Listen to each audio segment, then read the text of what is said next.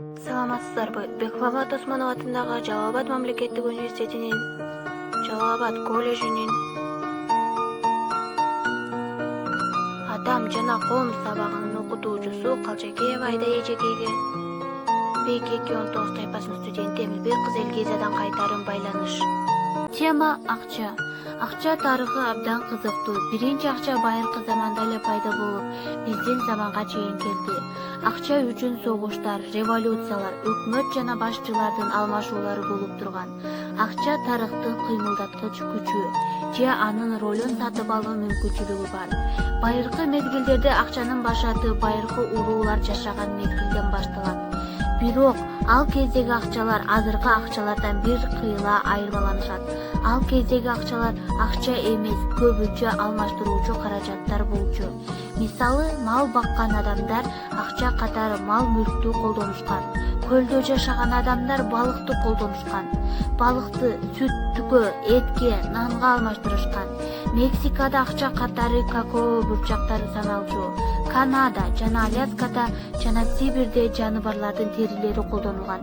Түштүк Американын жана океандын аралында жашаган кээ бир уруулар акча катары ракушкаларды жана берметтерди колдонушкан. Кээ бир жерлерде акча катары буудай жана тузду колдонушкан. Бирок мындай акча колдонуу ыңгайсыз болгон. Убакыттын өтүшү менен акча колдонуу функциялары өзгөрүлө баштаган.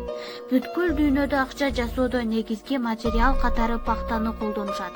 Айрым учурларда пахтага була кошулат.